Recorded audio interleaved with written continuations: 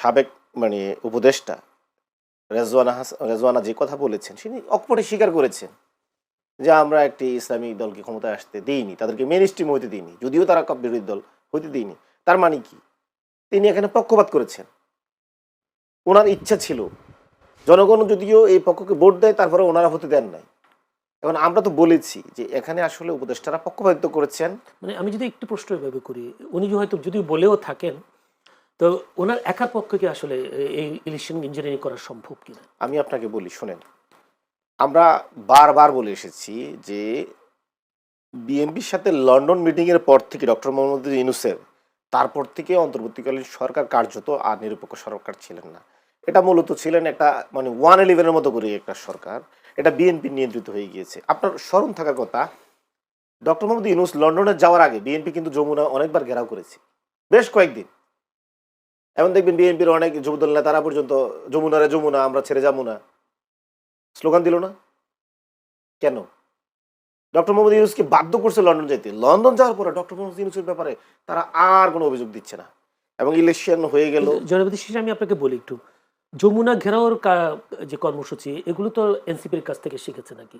না, এনসিপি আপনার কোনো এনসিপি মূলত ওসমান হাদির বিচারের জন্য গিয়েছে, আওয়ামী লীগ নিষেধের জন্য গিয়েছে। এনসিপি কোনো ইলেকশন ইঞ্জিনিয়ারিং জন্য গিয়েছে বা কোনো ডক্টর মোহাম্মদ ইউনূসকে বাধ্য করেছে? এনসিপি বিচার চেয়েছে, আওয়ামী লীগের নিষিদ্ধ চেয়েছে, আওয়ামী লীগের খুনিদের গ্রেপ্তার চেয়েছে।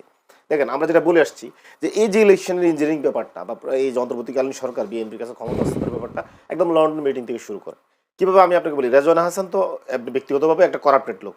ওনার হাজব্যান্ডের ব্যাপারে যে ধরনের অভিযোগ আসছে, দাউদ বাবু সিদ্দিকী, ইনি হচ্ছেন সাবেক যে শেখ হাসিনার যে সবচেয়ে বড় কেশিয়ার ছিলেন নজরুল হামিদ বিপু। ওই বিপু বাংলাদেশের জ্বালানি এবং বিদ্যুৎ খাতের সকল টাকা পয়সা লুটপাট করতেন এবং তার কেশিয়ার ছিলেন এই যে রেজওয়ানার হাজব্যান্ড। হ্যাঁ, আমি সেটাই বলছিলাম যে ওনার হাজব্যান্ডের ব্যাপারেও অনেক করাপশন অভিযোগ আসছে এবং ওনার যে কথা ব্যক্তিগত যে অভিমত, আমার মনে হচ্ছে উনি তো বিএনপিতে কোনো টেকনোক্রেট মন্ত্রী হওয়ার জন্য উনি ওনার এই যে পক্ষপাতমূলক আচরণ করেছেন, বিএনপির জন্য কাজ করেছেন, এটা একটা জানান দিলেন। উনি হয়তো বিএনপির কোনো মন্ত্রণালয় চায় বা বিএনপিতে কীভাবে ঢুকা যায় এই ধরনের একটা চালাকিটা করতেছেন যে আমি বিএনপির জন্য কিছু করলাম, জাতি জানলো না, আমি এখন বলবো। কারণ আমার মতোই তো আরেকজন খলিলুর রহমান সাহেব, উনি পররাষ্ট্রমন্ত্রী হয়ে গিয়েছে। আপনার আরেকটা আমি আপনাকে জেনে গুরুত্বপূর্ণ জিনিস বলি, দেখেন, আপনার বলেন এটা নিরপেক্ষ নির্বাচন হয়েছে। খলিলুর রহমান সাহেব আপনার নিরাপত্তা উপদেষ্টা ছিলেন না? উনি তো নিরাপত্তা প্রতিরক্ষা নিরাপত্তা এগুলো দেখতেন। দেখেন, ওনার অধীনে ছিল কি? 3 বাহিনী ছিল, DGFI, NSI, RAB, police, BGB, সব কিছুর অভিভাবক কিন্তু উনি ছিলেন। এরকম একজন লোক যদি বিএনপি সরকারে যায়, তাহলে এই সরকারে যাওয়ার ওনার পরিকল্পনা অনেক আগের। আর আপনি খেয়াল করবেন, লন্ডন মিটিংটা মূলত কিন্তু খলিলুর রহমান সাহেবের উদ্যোগে হয়েছে এবং লন্ডন যে মিটিং দেখবেন সব কিছুতে নির্বাচনের ডেট ঘোষণা করা। বাংলাদেশে তো নির্বাচনের ডেট ঘোষণা করছে লন্ডন থেকে, একটা অভূতপূর্ব ঘটনা। আগেরকার নির্বাচন অফিস থেকেও করে নাই, আর যমুনা থেকেও করে নাই, লন্ডন মিটিং করলো। এখানে খলিলুর রহমান সাহেব কিন্তু লন্ডন মিটিংয়ের পুরো কাজটা উনি করেছেন। উনি যে বিএনপি সরকারে আসবেন এটা তো একদম লন্ডন মিটিং থেকে সিদ্ধান্ত। তো ওনার চাহনিতে, ওনার কার্যকলাপে তো বাহিনীগুলো বুঝে যাচ্ছে আসলে উনি কি চাচ্ছেন। ওনার একটা চাহনিতে তো বিএনপি 100 আসন ইঞ্জিনিয়ারিং করতে পারে। বাহিনীগুলো তো দেখবে আমার বস কোন দিকে তাকায় আছে, বসের বাইরে তার বাহিনী কোনো কাজ করবে না, করবে? এখন এই যে খলিলুর রহমান সাহেবের এই সরকারের ঢোকা, লন্ডন মিটিংয়ে উনি অ্যারেঞ্জমেন্ট করে দেয়া এবং তারেক রহমান সাহেবের সাথে ডক্টর মোহাম্মদ ইউনূসের সাথে যে একটা ওনার লন্ডন মিটিংয়ে যেটা বলা হয়, আমরা তো বলি লন্ডন ষড়যন্ত্র। এরপর থেকে সরকার বিএনপির পকেটে ঢুকে যাওয়া, ইসি বিএনপির দিকে হেলে যাওয়া, আমরা তো এগুলো অভিযোগ করে আসছি। কিন্তু এখন প্রমাণ হলো কি? একজন উপদেষ্টা বিএনপিতে একটা মন্ত্রী তো ভাগাই নিছেন বিএনপির পক্ষ নেওয়ার কারণে, আর বাকি উপদেষ্টারা এখন জানান দিচ্ছেন কি আমি তো বিএনপির পক্ষ নিলাম, ভোট কারচুপি করলাম, ইলেকশন করলাম, তা আমার তো কিছু দিচ্ছে। এবং ধরে নেওয়া কি এটাই তো বাস্তব, কারণ সরকারে 3 জন উপদেষ্টা ছিল এনসিপির, তাই না? সরকারটা তো এনসিপির ছিল, 3 জন উপদেষ্টা তো বিএনপির ছিল না। কিন্তু নির্বাচনের আগে তো তারা পদত্যাগ করেছে, নির্বাচনের আগে পদত্যাগ করেছে তারা। সুতরাং তারা তো ছিলেন, যিনি আজকে এনসিপির প্রধান তিনি তো উপদেষ্টা ছিলেন। তো সুতরাং এটা তর্কের জন্য আমরা বলতে পারি বিএনপির কাঁধে এটা করে দেওয়া যায়, কিন্তু বাস্তবতা হচ্ছে সরকারের প্রভাব বিস্তার করেছিল জামাত এবং এনসিপি, এটা অস্বীকারের কোনো সুযোগ নেই। রিজওয়ানা হাসান যেটা বলেছেন, এটা রিজওয়ানা হাসানই এটা ভালো ব্যাখ্যা দিতে পারবেন। তবে আমার ধারণা যে তিনি উপদেষ্টা ছাড়াও তো তিনি ব্যক্তি, রিজওয়ানা একজন নারী, সুতরাং আমাদের দেশের সচেতন নারীরা কখনোই জামাত ইসলামকে সমর্থন করতে পারে না। যে দলটি মহান মুক্তিযুদ্ধের বিরোধিতা করেছে, মুক্তিযুদ্ধের সময় যে দলটি কিন্তু সেই দলের নারী সাথে নির্যাতন করেছে, এনসিপি জোট করেছে। এনসিপি যে কারণে এনসিপির বিশাল একটা অংশ এনসিপি ছেড়ে চলে গেছে। তারা মনে করছে যে স্বাধীনতা বিরোধী, বাংলাদেশ বিরোধী যে দলের সাথে তারা সমঝোতা করতে যাচ্ছে, সেই দলের সঙ্গে আমরা সমঝোতায় বা ঐক্যে থাকতে পারি না। তারা কেন আছেন তারা এটা ভালো বলতে পারবেন, কিন্তু আমি মনে করি তারা থেকে 6টা আসন পেয়েছে তো। হ্যাঁ 6টা আসন তারা পেয়েছেন, হ্যাঁ 6টা আসন তারা পেয়েছেন, কিন্তু বাস্তবতা হচ্ছে এদেশের মানুষ কখনোই জামাত ইসলামকে সেভাবে রিসিভ করেনি।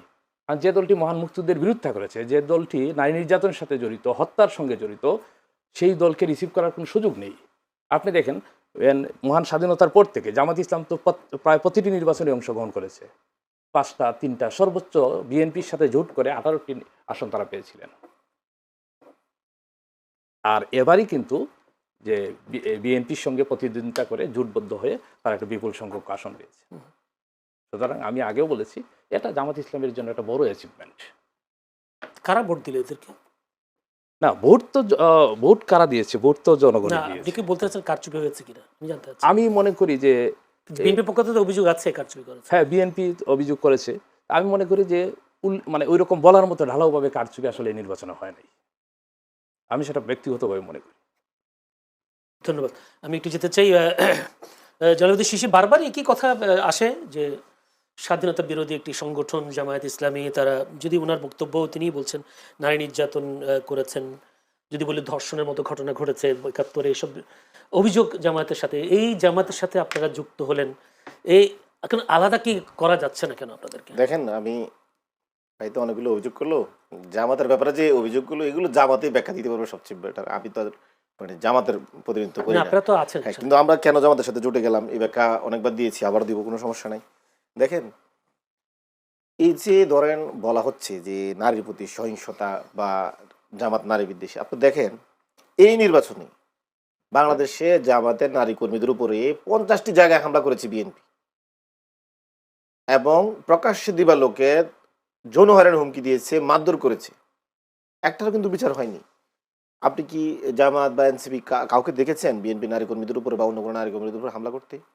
তার মানে কি আমরা যে নারী বিদ্বেষী না এবং নারী রাজনৈতিক স্বাধীনতা বিশ্বাসী এর প্রমাণ আমরা হামলা করিনি। আর তারা যে নারী বিদ্বেষী, নারী রাজনৈতিক অধিকারে বিশ্বাসী না, এর প্রমাণ হচ্ছে তারা 50টি জায়গায় হামলা করেছে, এটা একদম স্পষ্ট। তারপরে বলা হচ্ছে যে সহিংসতা বা জামাত 71 এই করছে সে করছে। 71 ব্যাপারটা আমি বলবো না, জাস্ট ইলেকশনটার মানে আগ পর্যন্ত, অভ্যুত্থান থেকে জাতীয় ইলেকশন আগ পর্যন্ত দেখেন বিএনপির যে রিপোর্ট এসেছে, টোটাল বাংলাদেশে যে সহিংসতা, মব এবং খুনের ঘটনা ঘটেছে এর 91% দায় হচ্ছে বিএনপি। এটা হচ্ছে টিআইবির রিপোর্টে। 7% আওয়ামী লীগ, 2% জামাত, 1% এনসিপি। এনসিপি 1% জন্য আমরা দুঃখিত এবং লজ্জিত। আমরা করি আমাদের এই 1% ঠিক হয়নি। আর টিআইবি রিপোর্ট কি কোনো কাজে আসছে? আমি আপনাকে বলি, আমি ফ্যাক্ট বলতেছি।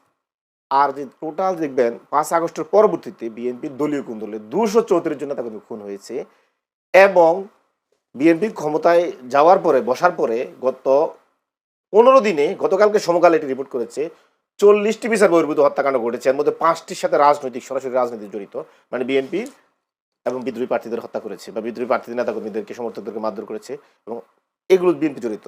তাহলে আমাদের মানে ফ্যাক্ট কি বলে? ফ্যাক্ট তো বলা হচ্ছে আসলে কারা এখানে ক্রমাগত নিপীড়ন করছে, দলীয় কোন দল খুঁড়ছে, কারা নারীর প্রতি সহিংসতা করছে।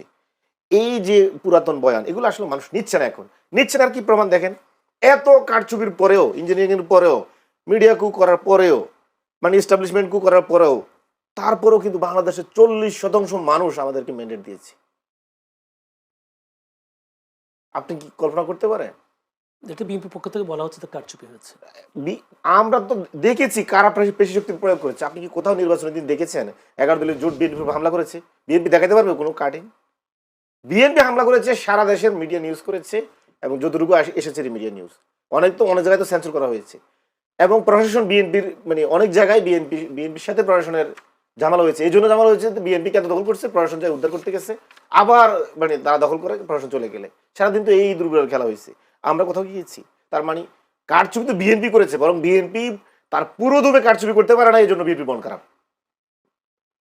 212 বা আরো কারণ বিএনপি মনে করে যদি কিরে সব তো আমার আগে সেট আপ করা, তাহলে আমি পুরোটা কারচুপি করতে পারতেছি না কেন?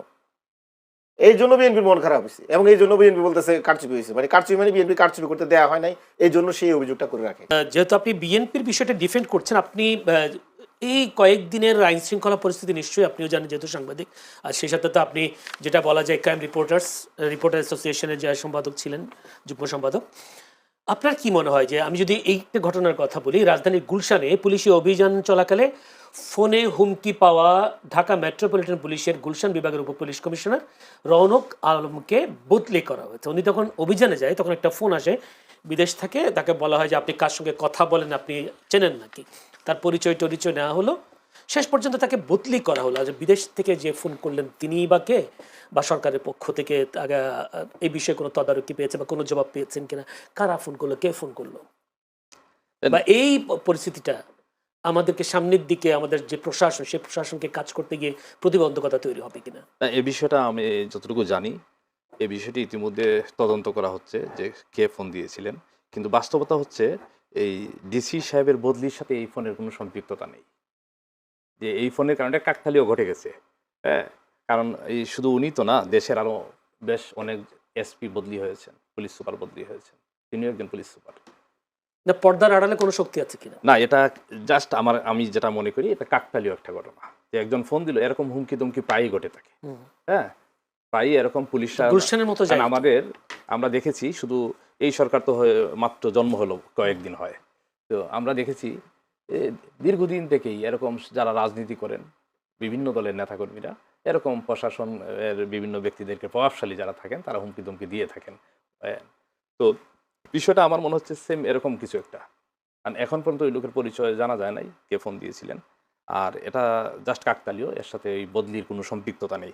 আরেকটা বিষয় যে শিশির ভাই বলছিলেন যে লন্ডনের মিটিংয়ের বিষয়টা, আসলে লন্ডনে মিটিং করা হয়েছে তৎকালীন জাতীয়তাবাদী দল বিএনপির ভারপ্রাপ্ত চেয়ারম্যানের সঙ্গে। চেয়ারম্যান যেহেতু নানা কারণে, আইনি জটিলতার কারণে দেশে আসতে পারতেছিলেন না, তখন হয়তো এটা সুযোগ হয়েছিল, আমি মনে করি সরকারের সেটা দায়িত্ব ছিল তার সাথে একটা মিটিং করা, এটা নিয়ে নেগেটিভ বা নেতিবাচক কিছু বলার সুযোগ নেই। তারপর আপনারা সেটা বলছেন, আপনি দেখেন যে তারেক রহমান যখন প্রধানমন্ত্রী হলেন, দেশে যখন বিএনপির সরকার গঠন হলো, তখন আমরা কিন্তু এই কদিনে মানুষের মধ্যে একটা স্বস্তি দেখলাম, মানুষের মধ্যে যে একটা বিষয় শুধু খেয়াল করেন যে প্রধানমন্ত্রী যাচ্ছেন, রাস্তায় কোনো জ্যাম হচ্ছে না, যানজট হচ্ছে না, প্রধানমন্ত্রী যাচ্ছেন, তার প্রোটোকলে 14টা গাড়ি থাকার কথা, তিনি মাত্র 4টা গাড়ি নিয়ে যাচ্ছেন। আজকে আবার বিদ্যুৎ সাশ্রয়ের জন্য তিনি সচিবালয়ে অফিস করতেছেন। তিনি চাচ্ছেন না যে মানুষ, জনগণ, সাধারণ মানুষ যেন কোনো কষ্ট না পায়, রাস্তা যেন ব্লক না হয়ে যায়, যানজট যেন তৈরি না হয়। এটা তো বিশাল বড় বিষয়। বাংলাদেশ তো এর আগে এরকম দৃশ্য দেখিনি। এর আগে আমরা দেখেছি কি, একজন মন্ত্রী গেলেও রাস্তা বন্ধ হয়ে যেত, আমাদেরকে আধা ঘন্টা রাস্তায় দাঁড়িয়ে থাকতে হতো। অবশ্যই এটা ইতিবাচক। সেই অবস্থা থেকে তো আমাদেরকে একটা পজিটিভ দিকে নিয়ে যাচ্ছেন বাংলাদেশটাকে। আমরা তো এরকম একজন প্রধানমন্ত্রী চেয়েছিলাম, মানুষ এরকম একজন প্রধানমন্ত্রী চেয়েছিল। জি, রুদ্র মিজান, এই সাথে আপনাকে প্যারালাল প্রশ্নটা যদি এভাবে করি, এইটা অবশ্যই সাধুবাদ জানানোর মতো, যেটা আজকে তিনি বলেছেন যে বিদ্যুৎ সাশ্রয় কমানোর জন্য লাইট এসিও কমানোর একটা নির্দেশনা তিনি দিয়েছেন। পাশাপাশি নির্বাচনের পর ধর্ষণের ঘটনা, একজন ব্যবসায়ী চাঁদা না দেওয়ার কারণে একেবারে AK-47 দিয়ে গুলি করা, এদের এখনো ধরাছোঁয়ার বাইরে, পুলিশের ধরাছোঁয়ার বাইরে। একজন লোক, বিএনপির একজন লোক ফোনে বেডরুমে গিয়ে গুলি করার কথা বলছেন বউ বাচ্চাদের। এই ঘটনাগুলো আপনাদের নক্ষত্রপণে আছে কিনা? দেখেন, বাংলাদেশে নির্বাচন পরবর্তী সময়ে এরকম অনেক ঘটনা ঘটে থাকে। এই নির্বাচনের পরেও এরকম হুমকি দুমকি নানা ধরনের ঘটনা, অনভিপ্রেত ঘটনা ঘটেছে, কিন্তু সেটা অতীতে যেরকম অনভিপ্রেত ঘটনাগুলো ঘটতো এর ধারে কাছেও না, এর চেয়ে অনেক কম। এটা একটা পজিটিভ দিক। আর কিন্তু ঘটতেছে, এটা নেগেটিভ। কেন ঘটবে? আমরা একটা সুষ্ঠু সুন্দর পরিবেশ চাই নির্বাচন পরবর্তী সময়ে। তবে আমার বিশ্বাস, এই সরকার যখন দায়িত্ব নিয়েছে, এই সরকার তাদের দলের কোনো অপরাধীকে ছাড় দেবে না। আপনি দেখেন, আমার এলাকা সুনামগঞ্জে, সেখানে আমরা দেখেছি নির্বাচন পরবর্তী সময়ে আমাদেরকে জামায়াতে ইসলাম অভিযোগ করেছে যে তাদের নেতাকর্মীদের উপর হামলা হয়েছে, এই হয়েছে। আমরা তাৎক্ষণিকভাবে খোঁজখবর নিয়েছি, প্রশাসন খোঁজখবর নিয়েছে, দেখা গেছে কি যে ওইখানে রাজনৈতিক কোনো সংশ্লিষ্টতাই নেই, ব্যক্তিগত বিরোধকে কেন্দ্র করে দুই পক্ষ সংঘর্ষ হয়েছে। তো মানে এক পক্ষ সুবিধা নেওয়ার জন্য বলতেছে জামাত আমাদের হামলা করছে, আরেক পক্ষ বলতেছে যে বিএনপি হামলা করছে। পুরো ঘটনাটাই মানে রাজনৈতিক নেতৃবৃন্দকে জড়িত করার জন্য তারা একটা মানে একটা নেওয়ার জন্য, সুবিধা নেওয়ার জন্য, রাজনৈতিক ফায়দা নেওয়ার হ্যাঁ, জন্য। ফায়দা নেওয়ার জন্য রাজনৈতিক রং দিয়ে। মানে আপনি কি মনে হয় একজন সাংবাদিক হিসেবে আপনি আমি মনে করি বেশিরভাগ ঘটনা এরকমই ঘটে। কোনো কোনো ক্ষেত্রে সরাসরি হয়তো রাজনৈতিক সহিংসতা যে ঘটে না তা না, কোনো কোনো ক্ষেত্রে ঘটে, আর বেশিরভাগ ক্ষেত্রে রাজনৈতিক রং দেওয়া হয়। আপনাকে দেখে এইসব ঘটনাগুলো দেখে মনে হয় কিনা অতীতের কোনো ঘটনার মধ্যে কিন্তু ঘটনা যাই হোক, হামলা সংঘর্ষ, এটার সুষ্ঠু বিচার হতে হবে, আইন শৃঙ্খলা বাহিনীকে এগুলো নিয়ন্ত্রণে নিয়ে আসতে হবে, চাঁদাবাজি তো কোনোভাবেই বরদাস্ত করা যাবে না। আমার বিশ্বাস এই সরকার সেটা। ধন্যবাদ। আমি একটু জয়নাবাদী শিশির কাছে চাই। জয়নাবাদী শিশির 12 মার্চ যেহেতু সংসদ অধিবেশন বসছে, সেখানে উদ্বোধনী ভাষণ অবশ্যই রাষ্ট্রপতি দেবেন। রাষ্ট্রপতির সাথে তারেক রহমানের এখন যেভাবে কাজ করছেন, তারেক রহমানের পাশে থেকে